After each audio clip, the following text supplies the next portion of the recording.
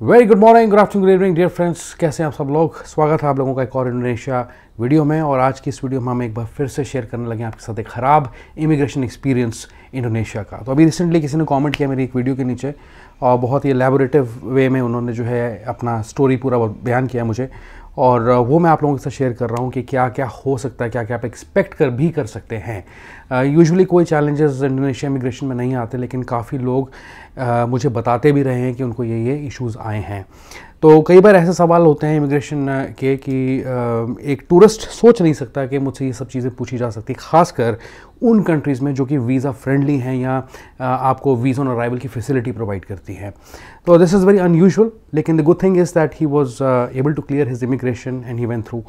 लेकिन जो इसके बीच में और जो पूरे प्रोसेस के अंदर जो एक मेंटल टेंशन होती है और जो एक हरासमेंट होती है, वो एक चीज़ है, मैटर ऑफ कंसर्न है। तो कहीं ना कहीं से वो बहाना निकालते हैं कि आपके पास कोई डॉक्यूमेंट ना निकलें तो आपको डिनाई करें, और या आप उनको रिक्वेस्ट करें तो आपसे एडिशनली कोई पैसे मांगें, या आपको ऑलरेडी बोल देते हैं कि भाई आपकी एप्लीकेशन तो पूरी ढंग की है नहीं है तो आपको इतने पे करने पड़ेंगे तो हम जाने देंगे। तो ऐसे कुछ ऐसे इंस्टेंसेस हुए हैं फास्ट में।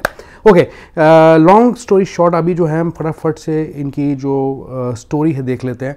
मैं आपको बताता हूँ एग्जैक्टली इनके साथ क्या हुआ है, ठीक है। और आगे बढ़ने से पहले क्या करना है, आप वीडियो को शेयर ज़रूर करें, ऐसे एग्जाम्पल्स को ज़रूर सबके साथ शेयर करें, सबको पता लगना चाहिए इसके बारे में, ताकि लोग सतर्क रहें इसको लेके, राइट। और अगर हो सके तो चैनल को सब्सक्राइब करें, इस वीडियो को भी लाइक करें।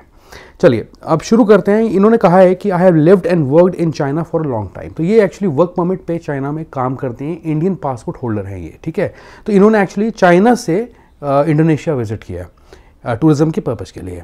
तो इन्होंने लिखा है कि I was travelling from China to Jakarta during my holidays in China February 2024। तो आपको पता है कि चाइनीज़ न्यू ईयर होता है तो फरवरी में होता है यूजुअली। तो उस दौरान इनकी छुट्टियां थी और इन्होंने प्लान किया कि ये ट्रिप के लिए जकार्टा जाएंगे। आगे दिया है कि I was the only foreigner in my flight and in immigration Q at that time. तो जिस फ्लाइट से इन्होंने ट्रैवल किया उसमें सब चाइनीज़ थे, एक्सेप्ट यही एक फॉरनर, मतलब कि इंडियन पासपोर्ट होल्डर थे। आगे दिया है कि all Chinese in front of me 10 minutes to 15 minutes VOA done. तो उनका जो वीज़ा ऑन अराइवल है 10 से 15 मिनट में जितने भी चाइनीज़ थे उनको क्लियरेंस मिल गया, फटाफट से वो निकल गए। लेकिन इनको जो है थोड़ा सा रोक लिया, और इनके पास था ई-वीज़ा। तो इन्होंने लिखा हुआ है कि I do have my e visa already. आगे ये कह रहे हैं कि but I was asked deep detailed questions that must be asked by immigration of China, not immigration of Indonesia. तो जितने भी सवाल जवाब हैं, बजाय कि चाइना का इमिग्रेशन करता, वो क्यों करता चाइना का इमिग्रेशन, जो कि नहीं किया उन्होंने, वो क्यों करता? क्योंकि ये वर्क परमिट होल्डर है, चाइना में किसी कंपनी के लिए काम करते हैं। ऐसा भी तो हो सकता है वो कंपनी छोड़ के कहीं और चले जाएं किसी कंट्री में। तो वो जो सवाल थे जितने, जो कि इमिग्रेशन ऑफ इंडोनेशिया ने कर लिए इनसे, वो चाइना के इमिग्रेशन को करना चाहिए था before he leave the country, ठीक है। अब क्या है कि यहाँ पे he was asked to provide a work permit, ठीक है। वर्क परमिट जो है उनसे मांगा गया कि किस कंपनी में वो काम करते हैं, और कंपनी का कार्ड मांगा गया, वर्क परमिट मांगा गया, मतलब वीज़ा मांगा गया, वीज़ा की copy, photos of work place.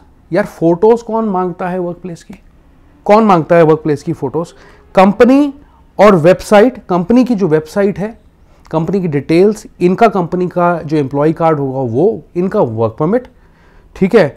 और फोटोज़ कंपनी की, वर्क प्लेस की फ़ोटोज़, क्या हाँ इस कंपनी में आप हैं, आप खड़े हुए हैं यहाँ पे लोगों के साथ, कोलीग्स के साथ बैठे हुए हैं, काइंड ऑफ, ठीक है।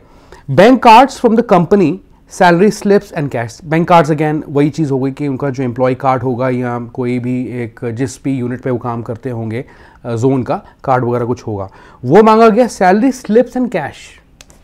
यार कैश तो मुझे समझ में आता है, एक मिनट के लिए आपने USD मांग लिए, ठीक है, या लोकल करेंसी आपने मांग ली।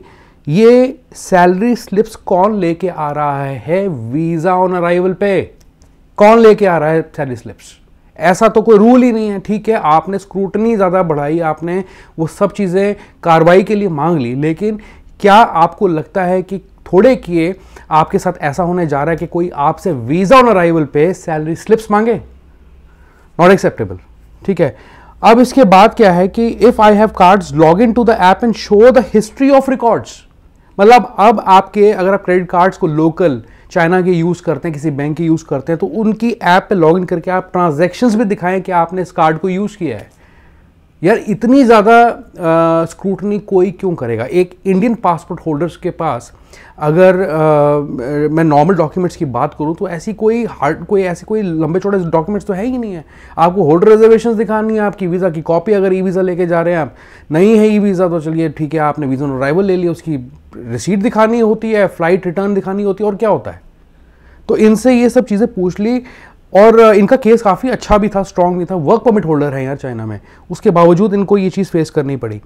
अब क्या होता है कि and why do I have this visa in China, why do I have that visa in China, फलाना फलाना उनसे कुछ सवाल किए गए, जो कि मुझे भी इस कमेंट से पूरा पता नहीं लग पा रहा है कि क्या मतलब था इस सवाल को पूछने का, कि वीज़ा आपको चाइना में आपने क्यों अप्लाई किया। आई थिंक वो ई वीज़ा का रेफरेंस दे रहे हैं कि जो ई वीज़ा है as an Indian passport holder जो आपने अप्लाई किया वो चाइना से क्यों किया है, इंडिया से क्यों नहीं किया।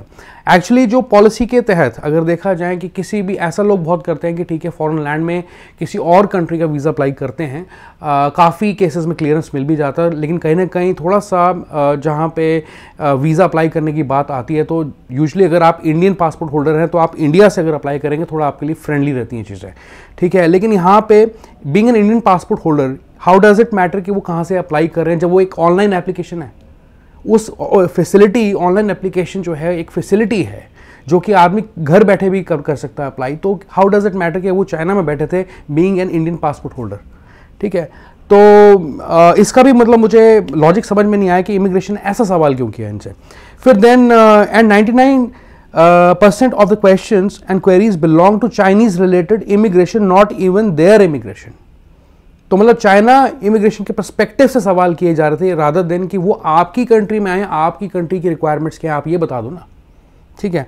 थोड़ा सा मुझे यहाँ पे ये भी लगता है कि ये थोड़ा सिंगल ट्रैवल कर रहे थे, तो इसलिए इनसे ज़्यादा सवाल कर लिए रोक के उन्होंने।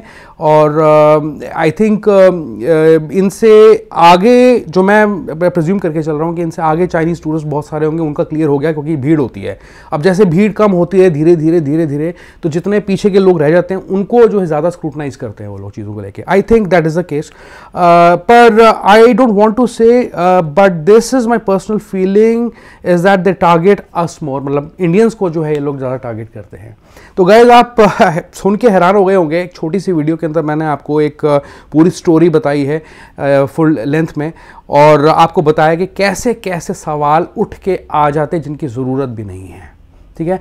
आपकी क्या राय है, आपके क्या एक्सपीरियंसेस हैं इंडोनेशियन इमिग्रेशन को लेके, इसके ऊपर मैं एक और वीडियो करना चाहूँगा और ऐसी चीज़ों को हाईलाइट करना चाहूँगा जो कि नहीं होनी चाहिए एक टूरिस्ट के लिए जो कि एक वीज़ा फ्रेंडली कंट्री में जाके वीज़ा ऑन अराइवल लेने लगा है, पैसे देके वो भी, ठीक है। तो and being a work permit holder किसी कंट्री में, तो ये बहुत बड़ी बात है, लेकिन ये फिर भी हुआ है। तो आप इस स्टोरी को ज़रूर शेयर करें और अपनी भी स्टोरी जो है कमेंट सेक्शन में लिख के मुझे बताएं, मैं एवेलुएट करूंगा, basis on it I will do another video and share it. Such example are meant to be shared actually. Okay guys, thank you so much for watching this video. इस video को like करते हुए channel को subscribe जरूर करें, and I see you once again. Goodbye, take care.